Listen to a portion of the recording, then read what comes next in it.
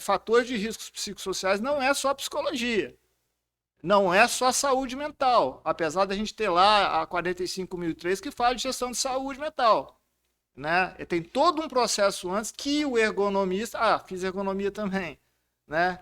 Que é com o professor Fernando Amaral, que hoje é meu orientador, enfim, estou fazendo esse mestrado muito né, pela chamada que ele fez, enfim. Então, o olhar de ergonomista, né, nesse momento inicial, NR1, é fundamental. O especialista psicólogo ele vai lá depois atuar, né, na coisa né, da doença instaurada ali, da intervenção do especialista. Tem toda uma camada antes, e é a ergonomia, a engenharia que vai fazer esse trabalho, né, o pessoal de base. Então, assim, para você entender todo esse mecanismo, se você ficar com um olhar só, por exemplo, na ansiedade, você não vai ver a fonte. Fonte de quê? Fonte do risco, fonte do perigo, já agrava a saúde do trabalhador. Olá pessoal, estamos iniciando mais um Proteção Tendências. Hoje o meu convidado é o meu amigo Jean Carlos Rodrigues de Souza. Ele é psicólogo e ergonomista. E nada melhor do que conversar com alguém nesse momento de PGR e riscos psicossociais do que com um psicólogo que é ergonomista e que tem uma experiência muito vasta em empresas, especialmente no setor de óleo e gás. Na sequência, conversamos com ele.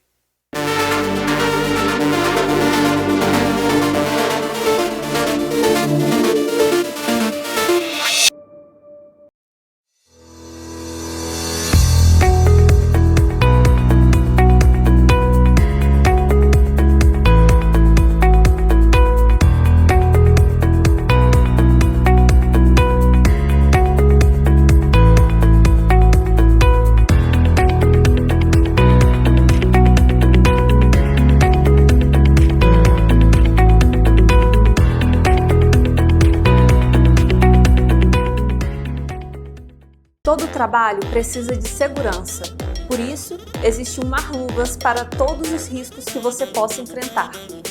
Seja eletricidade, queda de objetos, escorregamentos, umidade, corte, seja qual for o seu trabalho, Marluvas tem a proteção perfeita para você. Diversos riscos, uma proteção. Para ficar por dentro de todas as novidades, nos siga nas redes sociais. Marluvas, a força da história. Olá, Jean, tudo bem com você? Olá, Obrigado por Alexandre. estar aqui com a gente no Proteção Tendências. Muito obrigado pelo convite, fiquei muito feliz. Legal. Estou muito feliz de estar aqui. Bom, Jean, a gente está próximo, né? Você atualmente está no Rio Grande do Sul, está perto aqui da proteção, e pudemos fazer esse programa presencialmente, que é até mais interessante, né? Eu estou me sentindo aqui na sala de no divã do psicólogo, né? Sendo atendido por você. Obviamente, você hoje é mais do que um psicólogo psicanalista, né, de atender as pessoas em consultório. Você se tornou um especialista nesse mundo do trabalho, né? E nós estamos falando aí já de... quanto tempo aí? 30 anos? Vai fazer 33 anos. Então, há 33 anos você lida com esse assunto que as pessoas estão meio enlouquecidas agora, que se chama riscos psicossociais. Sim. Mudou de nome, né, Alexandre? Vem evoluindo com uma série de outros nomes, e se a gente prestar bastante atenção às distonias mentais, os transtornos mentais, em termos qualitativos, né, e de tratamento, eles evoluíram, mas não evoluíram tanto assim, né, em termos de eficácia, né, de falar de cura. A gente não fala em cura quando a gente fala de uma psique já com bastante... mais consolidada, um sofrimento mais denso, né, que traz várias consequências e impactos para a vida das pessoas, né? Então, isso vem... o que vem evoluindo são as oportunidades de enxergar isso antes que aconteça. Isso, e se aceita, né? Se aceita pela comunidade, pela família, pelo empregador, pelas organizações. Então, eu até falo para alguns colegas quando dizem assim, aqui no Brasil está 50 anos atrasado, falo, olha, evoluímos, e é o que é importante, não estamos parados, né? Então, é muito relativo isso, eu não gosto de trazer essa comparação com a Europa ou com quem quer que seja, porque nós temos os nossos Mas eles processos. também estão atrasados, né? A gente está falando aí de É. uma coisa que ainda é muito nova no mundo do É trabalho, muito né? nova no mundo do trabalho, né? Então a gente está, vamos dizer assim, tem muita coisa para chegar, Uhum. né, na essência. É muito delicado o tema, é muito delicado, é muito sensível. Eu gostei muito, eu não vou me lembrar agora do médico que fez a mediação em São Paulo no seminário, O Mário Bonciani. Bociani. Ele falou uma coisa importantíssima da transversalidade, né, dentro da multidisciplinaridade, enfim, fazendo com que as interdisciplinaridades funcionem, né? Fazendo que sentem e conversem de uma maneira, não tentando se apropriar do tema, porque o tema é de todo mundo, né? Não tem quem não trabalhe, né? Não tem quem... A gente sai de casa para trabalhar, não é para errar, não é para adoecer, não é para Sim, entrar em sim. conflito. É para viver dignamente, né? Exatamente. Mas toda essa dinâmica tem feito com que nós estejamos nos adoecendo, né? De várias formas. Então, por isso, métricas são construídas, são trazidas, respeitando o contexto, o ambiente, observando as interfaces, as normativas evoluindo, se adaptando, se ajustando, como agora, né? E se ajustando, é gerúndio mesmo, esse ajustamento, se a gente falar do offshore, por exemplo, do trabalho offshore, do trabalho de quem está embarcado, infinitas dimensões atuando nesse indivíduo. É um mundo né? à parte, né? É um mundo Quem está numa totalmente à plataforma parte. ou num navio, É. ele está convivendo 24 horas com o mundo do trabalho, Com o praticamente. mundo né? do trabalho e com um fator importantíssimo que é a solidão, em muitos momentos, né? Na troca de turno, na troca de atividade ali para pegar. Então, às vezes, ele se depara ele com ele mesmo e aquele mundo acontecendo em volta, com as intempéries todas do ambiente, do próprio trabalho, né? É uma dinâmica, muitas vezes esperada, né? Mas muitas vezes imprevisível. Mas, Jean, vamos por partes, Vamos né? por partes. Você, falei que eu empolgo, né? Não, ótimo, tá maravilhoso a sua abordagem, mas eu queria, antes de a gente começar a entrar nessa questão do risco psicossocial, conhecer um pouquinho do teu trabalho, que você é mineiro, né? Eu sou De mineiro. três pontos. Não, eu sou mineiro, nasci na cidade chamada Cataguases, Cataguases. zona da Mata Leste de Minas. E todo o meu desenvolvimento acadêmico foi em Juiz de Fora, né? Então, Juiz de Fora eu tenho assim, foi meus anos dourados, É foi em quase um Juiz de Fora. carioca já, porque o Juiz de Fora já nem é mineiro, já é quase um... já tá quase incorporado, né? Juiz de ao Fora é Rio uma de Janeiro. cidade fantástica, uma assim, do cidade- meu coração, assim, meus grandes Grande amigos cidade. estão lá em Juiz de Fora ainda, né? E os outros de infância já estão mais Eu distantes. falo né? carioca porque o pessoal de Juiz de Fora torce para time do Rio de Janeiro, né? E Especialmente. para mim esse é um parâmetro importante. Em vez de torcer para o Cruzeiro, para o Atlético, torce para o Flamengo, para o Vasco, para o Botafogo é muito grande a torcida lá. Tem mais botafoguense em Juiz de Fora do que no Rio de Janeiro. né? É uma cidade fantástica, um povo maravilhoso. Juiz de Fora é fantástico. assim. Legal. E vocês começou a sua trajetória na psicologia em Juiz de Fora? Em Juiz de Fora, né, com os estágios, enfim, tendo contato com outros segmentos, né, um segmento, vamos dizer assim, que a gente, como eu estava dizendo para você, né, um pouco antes, falava assim psicologia industrial na época, né? Nossa Senhora, bem antigo, muito né? doido isso. Então né? aí fui para transporte, na área de transporte, bem no iníciozinho da Você faculdade. foi aquele tradicional psicólogo de seleção de RH. Vai lá Sim, fazer o teste, o cara sim. era meio maluco. Sim. Não, olha, esse cara tem esse comportamento assim, tem que cuidar onde é que vai botar, né? Mais ou menos aquela coisa. Isso eu tô falando de quem está olhando de fora, né? Sim. Provavelmente você não vai dizer dessa forma, Sim, né? já naquela época tinha uma estratégia muito interessante, as empresas assim, mais orgânicas, como hoje, né? Selecionar naquela época e aplicar teste naquela época, a gente tinha mais tempo para elaborar isso, sabe, Alexandre? Eu fico vendo filhos filhas de colegas que estão fazendo psicologia entrando, é uma massificação. Eu tenho pessoas que eu conheço assim daqui, da região, evidentemente sem citar nada de nomes, assim, que são muito especializados nisso, né? Fizeram mestrado na área de testes, de instrumentos, que trabalham muito e sob muita pressão. É interessante dizer isso, porque é da nossa área e se der bobeira, tá burnoutando, como dizem por aí. Né? Então, essa situação não escolhe ninguém, já vou adiantar um pouco isso. Então, naquela época, fazer seleção e recrutamento já era uma orientação, por exemplo, no transporte. O foco era muito substâncias psicoativas, Alcoolismo, desde aquela época. Eu estou drogas. falando de 88, 89. Era Né? mais álcool naquela época. Né? Álcool e, por exemplo, um transporte... Rebite. RBIT tinha para todo lado, não era só no caminhão, era no ônibus também, Sim, né? sim. Então, a empresa de ônibus E era... às vezes o cara era motorista de caminhão e migrava para ser motorista Exato, de ônibus e daí vocês exato. tinham que... Tinha, e assim, era um rigor muito grande, e a gente tinha autonomia para reprovar mesmo. Né? Assim, claro, estou falando dentro da organização, eu também fazia para empresas, para psicotécnico de motorista, Detran. Ali você não reprova, você coloca... No momento não está apto para aquela função, né? Isso externamente, mas vamos falar a verdade, né? Você vai pegar uma pessoa com muita dependência, vai botar com 40 pessoas, 45 pessoas no ônibus, a gente não recomenda mesmo a iniciativa privada, né? Isso é verdade. Compromisso digamos, de respaldar a vida de pessoas, tem que ter cuidado para selecionar essas E quem pessoas. assina o laudo, a responsabilidade e tal, assim, eu acho que a gente tem que tratar isso com mais transparência mesmo. O parecer psicológico não reprova. Tá, não reprova. Coloca inapto para aquela função. Até quando? Né? Isso é muito discutido, né? Enfim.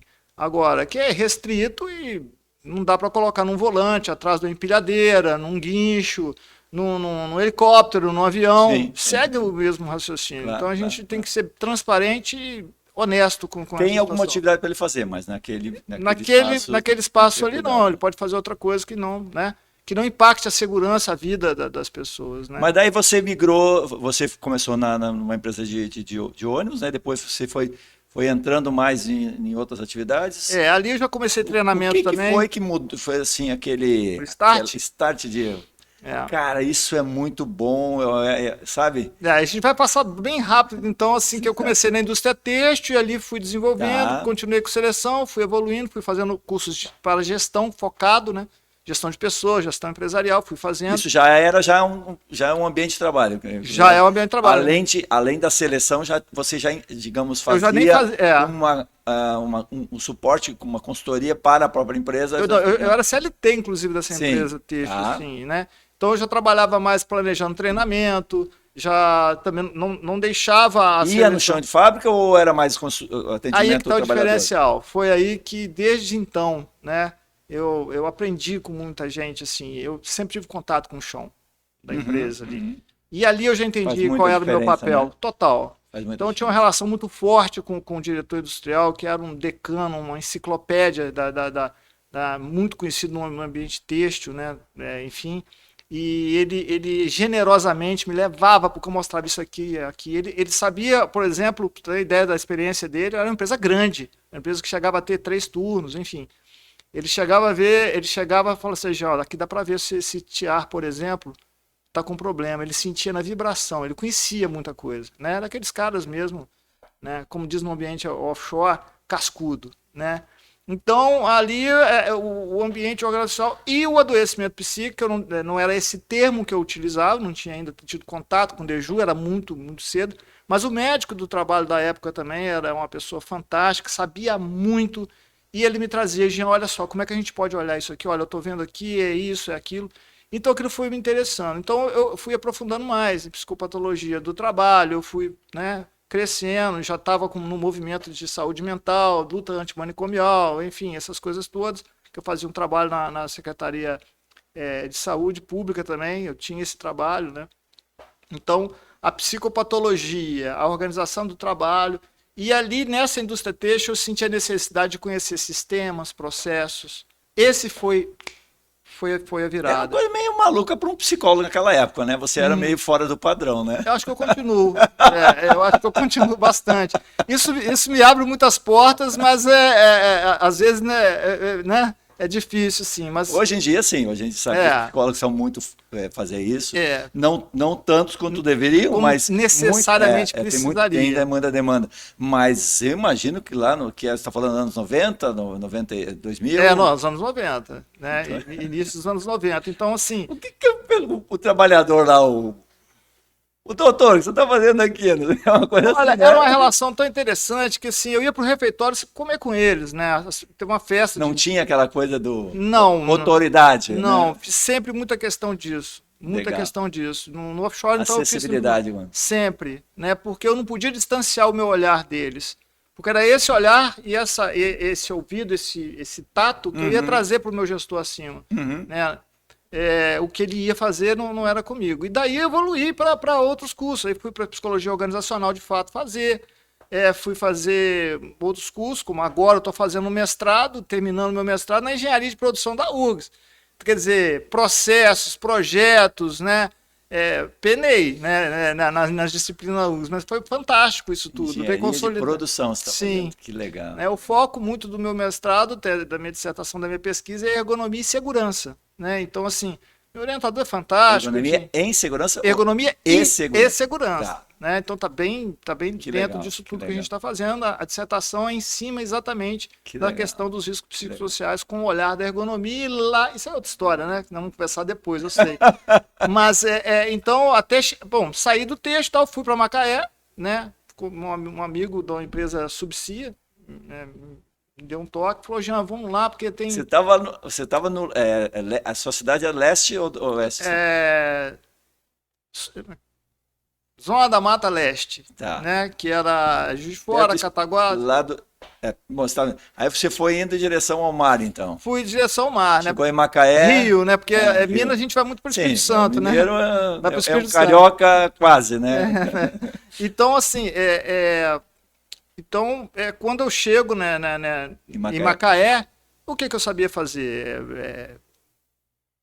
Sabia sobre questões emocionais, psicopatologia, bastante. Eu havia lhe dito que durante o meu curso eu tive a grande oportunidade de conhecer e fazer alguns grupos de estudos onde a doutora Anise da Silveira estava. Então, quer dizer... Doutora Anise, referência... E tudo foi acontecendo muito natural. Eu vou, isso aqui é legal, vou fazer, então vou estudar e tal, vamos fazer. Então, quando eu chego a Macaé, eu começo a fazer... análise de teste, de aplicar testes, mas aí já ia para algumas empresas para consultoria interna, né? Já tinha feito a formação toda de gestão, já vinha com experiência, conhecer o que é cada gestão, um processo de produção, né? A realidade do trabalhador, a necessidade da organização e o que isso impactava no trabalhador e na trabalhadora lá. Legal. Né? Então, assim, é uma formação interessante que ela não foi planilhada, né? Ela foi a necessidade de eu me interessar, eu me interessei, se adaptando às suas necessidades. Fui fazendo, né? Legal. Quer dizer, para conversar com o engenheiro, com o administrador, com o setor jurídico, para informar direito, com o médico, o psicólogo tem que fazer isso, né? Para poder realmente fazer a diferença. Não é que ele não saiba trabalhar numa empresa se ele não souber isso, mas se ele não souber, ele vai ficar limitado a olhar, que é o grande problema hoje, né? Isso não é uma crítica, eu acho que até é uma oportunidade para quem está chegando no mercado, ele olhar só o indivíduo de forma clínica. Né? Então a gente já vou ter que falar um pouco antes, mas né? Vamos falando, não tem problema. Que fatores de riscos psicossociais não é só a psicologia, não é só a saúde mental, apesar da gente ter lá a 45.003 que fala de gestão de saúde mental. Né? Tem todo um processo antes que o ergonomista... fiz ergonomia também, né? Que com o professor Fernando Amaral, que hoje é meu orientador, enfim. Estou fazendo esse mestrado muito pela chamada que ele fez, enfim. Então, o olhar de ergonomista, né, nesse momento inicial, NR1, é fundamental. O especialista psicólogo ele vai lá depois atuar. Né? Na coisa da doença instaurada ali, da intervenção do especialista. Tem toda uma camada antes, e é a ergonomia, a engenharia que vai fazer esse trabalho, né? O pessoal de base. Então, assim, para você entender todo esse mecanismo, se você ficar com um olhar só, por exemplo, na ansiedade, você não vai ver a fonte. Fonte de quê? Fonte do risco, fonte do perigo, de agrava a saúde do trabalhador. Eu vou estar tratando a ponta, só a consequência. Eu não vou olhar onde o processo tudo está começando. Então, isso eu tenho hoje porque eu busquei fora e, ao mesmo tempo, dentro. Né? E à frente do seu tempo, né? Porque era uma coisa meio hoje extremamente lógico o que você está falando. Tem todo sentido para uma avaliação de riscos psicossociais dentro de uma empresa. Percurso. Né? ergonomia, psicologia, engenharia de produtos, né, de processo, tudo tá tudo meio interligado. Isso. Mas na época parecia umas coisas meio, né, desconectadas, né? Eu tinha uns flashes na época, falei, ixi, começa já com essa viagem, não. Né? Então, assim, hoje eu vi que eu não era tão doido assim. Então, hoje eu tô enxergando que não. Né? Mas não dá para voltar para quem me chamou de doido, ó, tava certo. Se lembra lá atrás? Não adianta. Eu tive, durante as minhas disciplinas no mestrado, assim, eu tive debates, não, diálogos fantásticos com os meus professores, Claro. né? E assim, muitos, eu vi assim, eles me apertavam muito, assim, né? Para poder realmente fazer a diferença. E fez, eu agradeço muito. Acho que foi anteontem eu conversando Esse com... é o sentido do professor, né? É, De te empurrar, não de, né? E esse é um sentido de fazer, pegar na mão, né? Conhecendo onde você está lavorando, né? Enfim, eu vejo muito o papel do psicólogo nisso, que ajudar, apoiar, dinamizar com consciência, conhecimento técnico, saber, né, ser um farol para o engenheiro, né, Que legal. E aprender. E ter humildade para poder chegar e não chegar com um monte de solução clínica debaixo do braço e falar, não, isso aí é minha área. Não, eu posso contribuir com isso e também com aquilo. Né? Porque se você não olha para o coletivo de quem você está trabalhando junto ali com o seu técnico, não é só o seu público-alvo. Você tem que olhar para esse coletivo que está aqui buscando solução. Porque também o sofrimento psíquico, as ansiedades, as angústias, né, também está aqui em quem está tratando, quem está buscando solução. Claro. Isso pode ser em outro momento. Pessoal de segurança e saúde, de HSE, imagina o sofrimento disso tudo. Ele vê alguma coisa, não pode mudar imediatamente, a angústia que traz. Isso eu acho que é uma coisa que pega pesado, né? Essas O técnico de segurança numa pequena empresa está vendo uma série de coisas, ou um engenheiro, ou pessoal de RH, todo mundo, né? O médico. Sim. E a impotência, né? Sabendo o que precisa fazer e às vezes a empresa não está madura, não tem uma maturidade suficiente para investir naquilo, não acha prioridade, né? Não tem, às vezes, tempo, porque ele tem um prazo a cumprir com a produção. O óleo e gás acontece isso a todo tempo, né? E a gente, voltando a falar dessas questões da psicologia, processos, sistemas, você pega um profissional offshore, imagina, no Natal, a virada para o Natal, ele está escalado, Natal e Réveillon. O que esse ser humano, né, tem de dor emocional de estar longe de casa? Que é mais um adicional diante de tudo isso que a gente, né, como você diz, a gente vai ter que fazer. A família toda comemorando lá na casa dele, o filho dele, os filhos. Comunicação precária, talvez não tenha internet para falar e ele está sozinho ali. Então, essa solidão que esse trabalhador traz, a gente, que é da área de psicologia, que tem esse olhar, a gente tem que traduzir isso, muitas vezes, e traduzimos muito bem, né? A parceria que eu tenho lá em Macaé com o pessoal do CPEM, né? Que é fantástica, né? Fernanda Sola, uma figura visionária também, enfim. E com outros pares, aqui no Rio Grande do Sul também eu trabalho em parceria com a clínica de engenharia de segurança, a gente já vai começar já a fazer uma série de trabalhos. Então a gente tem que fazer essa interface com muita sobriedade, mas conhecendo o que está falando. Né? A gente não tem tempo para achar. A gente não tem tempo para ficar na subjetividade. A gente tem que tornar palpável a subjetividade que a gente enxerga. Né? Então, portanto, só observar e escrever, opa, o que eu estou contaminando naquela observação que eu estou relatando para passar para o engenheiro de segurança? Não é bem assim. Né? Isso, a ergonomia nos traz uma robustez importante, né? Que só enriquece tudo, enfim. E nessa experiência lá em Macaé, que você estava falando, você começou a embarcar, né? Sim. E como é que foi, digamos, pessoalmente essa experiência? Porque tem o lado da pessoa, né? O que o Jean sentia quando... Eu me senti fantástico. Porque era 8 dias, né? Não, na época era mais, né? 14, né? 14 dias embarcado. E não era só em plataforma, tinha barcos também, barcos de supply, né? De dar suporte à plataforma. Eu mais recente, 2014, uma experiência fantástica na minha vida, assim, eu voltei lá de Aberdeen e tudo, e eu conheci os fundadores não sei se eu posso falar o nome aqui, né? Os fundadores do grupo Ocean Park, que hoje em oil spill, né, em derramamento de óleo, eles estão aí... Você trabalhou por bons anos, né? Muito. Aprendi demais com o Flávio Andrade, com o Arthur Cos, demais. Então, assim, falo com eles até hoje, tenho muita saudade deles. Então, em embarcação, essa praia foi uma praia minha mesmo, assim, né, de 2014 até 2018, mais ou menos. Não sei, não vou lembrar agora. Então, assim, e o Flávio ele trabalhava na Whit O'Brien, que sobrevoou, né? Então, uma coincidência aí, ele sobrevoou o Golfo do México, daquela explosão da Deepwater Horizon. Ele trabalhava. Quando estava próximo de explodir? Quando explodiu. Quando já explodiu. Ele mapeou para ver o tamanho do exatamente.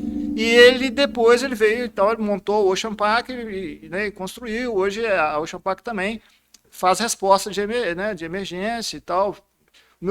Lá eu fiz curso com Schengen, fantástico, né? De Incident Command Systems, fiz tudo isso, eu fui fazendo, né? Mas o psicólogo falou, cara, deixa eu fazer. E ele ia fazendo. Coisa para engenheiro, né? Resposta de emergência, eu tinha que saber. Engenheiro, técnico. Né? Então, eu aprendi mais outras coisas com navegação e aprendi muito, né, com navegação. Os comandantes, enfim, a galera que ainda deve estar lá e tal. Isso te ajuda a estabelecer uma aproximação com o pessoal do operacional lá? Muito grande. Porque você grande. O cara está falando as coisas, você está entendendo mais ou menos. Claro, não é a profundidade dele, mas você está entendendo o que ele está falando quando ele está mencionando a peça tal do não sei o quê. Né? Alexandre, eu vou te contar, não vou falar, evidentemente, o nome, nem vou falar o ano, mas teve uma época que eu estava em Macaé e fui numa embarcação, fui num barco, né, muito antes até de eu conhecer especificamente navegação, de suporte de oil spill. Aconteceu um caso de um... Eu não vou falar nem a função.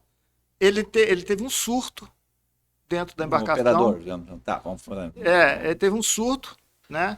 E ele queria... Um barco. Dentro de um barco. Tá. Ele queria matar o imediato, né? Assim. Então, imagina, isso foi em Betiba, ali no Porto da Petrobras. Imagina o que gerou de confusão isso, sim, né? Um BO atrás.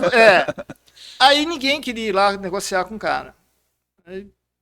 Você perguntou assim, Jean, como é que era isso, embarcar? Eu vi isso tudo com muita vontade. E ele estava armado com o quê? Com faca? Ela é uma... Como é que chama aquilo? Machadinha sim. De osso, como é que chama? Uma faca para cortar... Para cortar osso. Aquele de cozinha. Aquele que dói, que pega, né?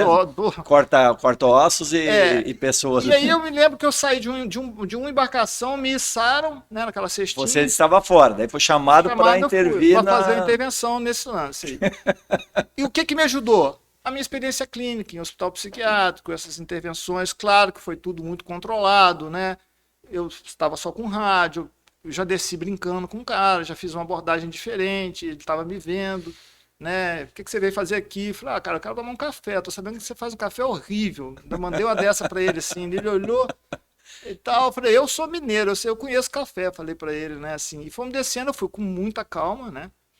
E a gente conseguiu inverter a situação. E no final das contas, ele largou a machadinha e tal, me abraçou, quero ir embora para minha casa. E dali, eu tô com saudade da minha família, enfim. Aí no rádio eu já pedi a empresa X, né, tal, falou, vamos botar ele no avião, vamos botar ele para casa dele, enfim, resolvido isso. Mas isso demorou horas, né, assim. Então foi uma experiência ajudando a outra, sabe, Alexandre? Então, por falar de carreira, nenhuma parte da minha carreira hoje, eu posso falar, essa aqui não existe aqui hoje. Então, tudo existe aqui ao mesmo tempo, do que eu estudei, do que eu vivi, para estar aqui agora falando sobre isso, né, por exemplo. Então, essa é a construção, né, minha enquanto profissional, assim, né. Nossa, essa história tem outros fantástica. Que não dá para contar, que só falta falar, não dá para falar, mas há muita coisa lá na Escócia aconteceu coisa, eu estive na África, né, num projeto grande também lá, numa empresa, foi 2012 isso, então foi África do Sul e Angola, né, então lá também aconteceram coisas Foi lá que eu trabalhei com a equipe do François Danielot, né, do Instituto de Cultura Industrial da França, né, que meus amigos até hoje, assim, enfim. O Danielot, eu encontrei com ele no Rio e tal, foi muito legal, assim, né? Eu meio que tietei mesmo, porque eu gosto dele, né? Então, são pessoas bacanas, assim, claro, tem, né, contato até hoje, assim, e tudo, enfim. São pessoas que ficaram minhas amigas, assim, mas Porque essa mesmo. convivência, ela dá uma Você proximidade. tem que ser genuíno para falar. Exatamente. E Você tem que daí ser genuíno. separa o cara que é E tem. legal para conviver, no é. sentido, né, pessoa, e daquele cara que é um escroto, né? Daí, E, e se tu consegue manter uma amizade, é que você consegue. Eles são pessoas boas e você também é. e Né? 80% do que eu aprendi foi no chão. Foi no conversa. Foi com quem tinha sangue, quem tinha marisia no sangue. Quem tinha graxa na veia. É com essa gente que eu aprendi. Né? Eu me lembro, assim, que em algumas situações, né, eu chegava, o mar estava meio esquisito e tudo assim, eu falava, vou ficar perto de quem tem muito tempo. Porque ele vai saber o que vai fazer na hora do Se negócio. der um B.O., Eu tinha essas coisas. eu tô com o cara certo para me ajudar. Eu não estava muito errado, entendeu? Então, eu não estava muito instinto, né? Sobrevivência. E ali, conversando, eu nervoso, que era para estar ali fazendo outra coisa, que era para acalmar os caras. E ali, e eles começavam... Doutor, me ajuda! Não, me ajuda você! E eles começavam a me explicar e tudo, eu vinha com esse papo de, né, sei lá, mineiro misturado com um monte de coisa. E aí acabava que eu conseguia realmente deixar o cara num ponto. E uma vez mesmo você nervoso, você preocupava, você conseguia dar uma vez recente isso, um gerente de perfuração falou, olha, eu sei tudo, mas, pô, Jean, o que eu faço? Toda vez que eu vou ansioso, eu perco, minha mão chega a suar. Né? Mas não acontece, pô, tá tudo, eu faço o que eu tenho de fazer, mas logo eu acabo de fazer, fica tudo bem, mas antes eu fico... Aí ele falou assim, qual é a técnica para isso? Tem muita gente que fica com receita de bolo, né? E não é, a gente sabe... Cada pessoa é uma pessoa. Né? Mapa é uma coisa, território percorrido é outra, né? Eu virei para ele e fiz uma pergunta assim, isso eu aprendi lá atrás, né? Quando eu estive lá pela Escócia e tal, com o pessoal, com o Maxine, com o Clive e tudo.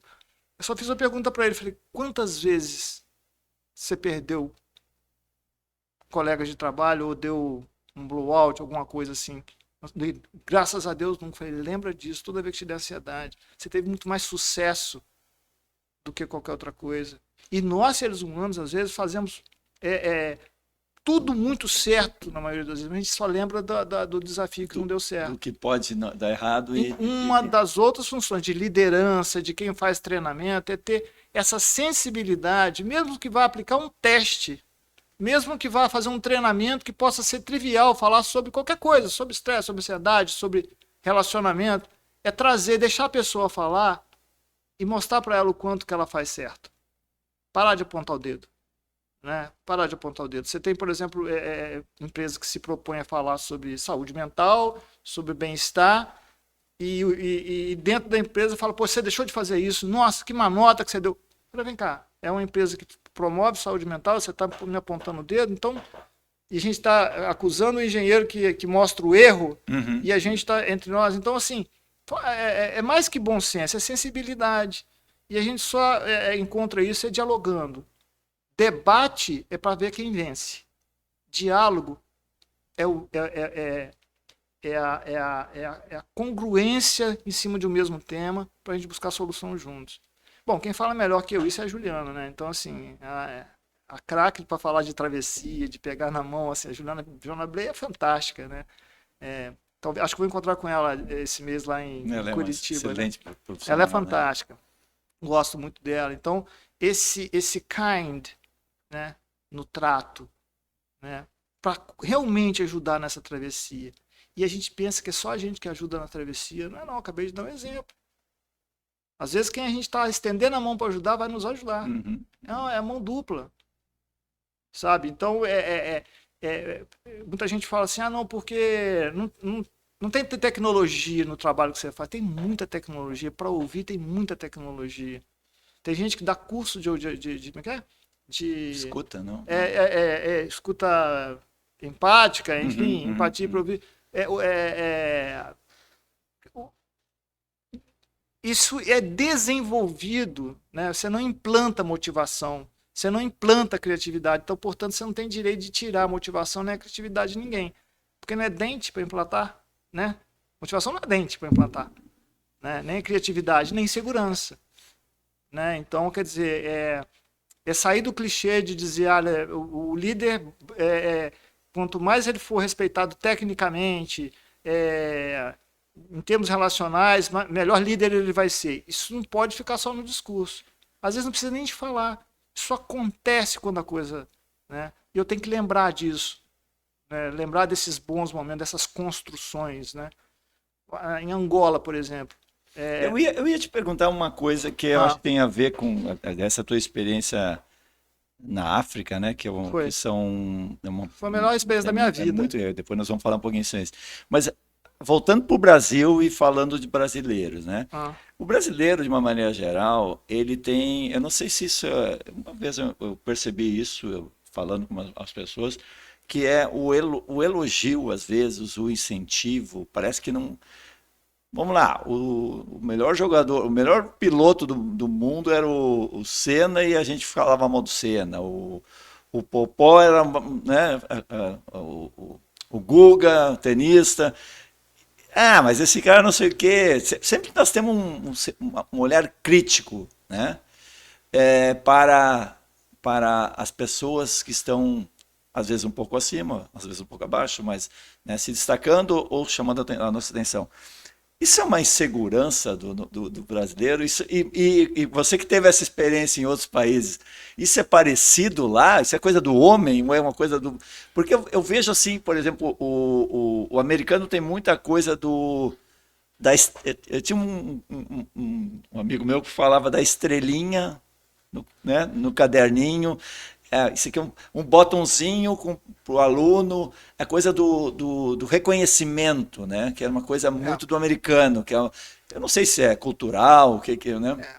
O que predomina no americano é o pragmatismo, né? O pragmatismo americano, a escola de filosofia americana, né? Enfim, e por esse pragmatismo, reticências. Uma série de coisas acontecem aí por aí. Mas, então... Olha, Alexandre, eu vou te falar, eu vou citar o Winnicott, né? Que hoje a gente está bem divulgada a questão das teorias do trauma, né? Então, assim, e a gente pode fazer uma reflexão. Eu não vou entregar a resposta pronta, mas culturalmente o sofrimento na infância predominante no brasileiro tem uma relação com muitos traumas. Quando eu falo muito isso com meus pacientes às vezes, eu sou clínico também. Sim. Então, assim, a gente tem que ter muito cuidado com algumas emoções, com as emoções que a gente se identifica no outro. Se alguém me provoca muita raiva, tem muito meu nele. Não é verdade? Tem muito meu nele, então. Se a pessoa é muito bem sucedida e eu fico com raiva, tem uma outra leitura disso. Qual o recalque que está atrás disso? Agora eu estou falando só de clínica. Né? Tem aquela coisa, a questão que o americano ele vê o cara como modelo, e aqui a gente vê como um cara que ocupou, né? Eu quero copiar esse cara porque ele é muito bom. Aqui ele fica falando mal do cara, tá entendendo? Essa coisa meio, né, o Nelson Rodrigues falava, né? Complexo vira-lata.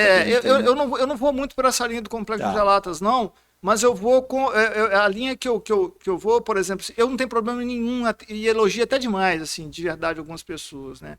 É importante dizer, assim, para psicanálise, né? Não existe um brasileiro igual, né? Não. Né? Mas essa coisa de desmerecer o outro, né? Existe um viés da psicopatologia aí, né? Que vai trazer, por exemplo, tem um livro que chama 7 Invejas Capitais, né? Me fugiu o autor agora. E ele trata muito a questão da inveja. A inveja é um desvio, né, de personalidade importante. Porque uma coisa é eu virar para você e dizer assim: nossa, que caneca bonita essa, Alexandre. Eu vou comprar uma para mim, tudo bem? Você se importa, você tem muito bom gosto. Né? Isso é uma situação, a mesma situação. Que caneca, Alexandre. Como é que você conseguiu? você não pode ter essa caneca. Uhum. Entende? Eu mereço ter, você, eu te desmereci. Como Isso, é que ele conseguiu? Né? então assim, cada caso é um caso, não é receita de bolo, né? Não dá para poder lacrar em, isso é isso para todo mundo, não é. Mas o que predomina muitas vezes é essa descrença do que onde você pode chegar, né? Aonde você quer chegar, luta por isso, vai, apesar dos pesares, né? Todos nós passamos desafios imensos na vida, e como cada um supera esse desafio é que vai torná-lo mais conhecedor, né, das ferramentas que ele descobriu na vulnerabilidade. Isso serve para todos nós, e outros simplesmente desistem no meio do caminho. Não dá para a gente julgar, não dá para a gente dizer ele é menos ou é mais ou alguma coisa. Essa coisa de não cultuar os ídolos, né, isso aí é histórico, é antropologia. Aqui realmente a gente muitas vezes não tem isso na nossa cultura, né? Eu acho que é uma questão muito mais cultural do que da persona do brasileiro, né? Então, porque falar da persona chega a ser injusto com todos nós brasileiros, né? É como a gente falar assim, porque o brasileiro, como se eu fosse o quê? Todo Chinês? mundo igual. Eu sou brasileiro também, então nós brasileiros... Todo mundo e como se fosse todo mundo igual, e como se eles fossem ruins e eu fosse bom. Né? E no contexto das organizações, ainda mais em organizações que têm muitos expatriados, isso grita, né? Porque eles vêm com pragmatismo, cumpra-se a regra, e aqui ele está mandando só porque ele é de lá, então... E aí cria constrangimento, muitos pedem para ir embora porque não suportam isso. Né? Então, e offshore é muito essa coisa do expatriado, né? Muito. Né? Então, assim, olha o cuidado que tem que ter com a questão chamada cultura organizacional. Cultura, tem muita gente que fala, não existe negócio de cultura de segurança. Cara, cultura então, vamos falar só de cultura para não dar polêmica. Né? A questão da cultura, do contexto, de onde vem a regra, por exemplo, criar uma APR, né? Uma avaliação preliminar de risco. Isso nós conseguimos fazer em algumas empresas, deu muito certo isso que eu vou falar, isso é real, né? Empresa offshore. Então, quando você traz quem executa a atividade para ajudar a elaborar uma avaliação preliminar de risco, é outro resultado do que simplesmente eu sentar com o meu técnico de segurança, o engenheiro, chegar a ponta, é aqui que tem que fazer. Aí o que eles estão reclamando? Da burocracia. E é um dos requisitos das dimensões dos riscos psicossociais. Olha como é que a solução não é nada tão complexo. É dialogado, é chegado, enfim. Bom, Jean, o papo está muito bom e normalmente eu estaria encerrando ele, mas eu vou propor uma continuidade ao nosso papo, porque a gente está falando mais de 40 minutos aqui. Já deu isso. Já deu isso. E nós nem começamos a falar de riscos psicossociais no PGR. Eu fico muito feliz, então, que é um pouco do nosso desafio aqui. Contar um pouco dessa história. Está muito interessante e eu convido então você para a semana que vem estar aqui com a gente em mais uma edição do Proteção Tendências. Nós voltamos então na próxima terça-feira com mais Jean falando sobre riscos psicossociais. Até lá, pessoal. Obrigado, Alexandre.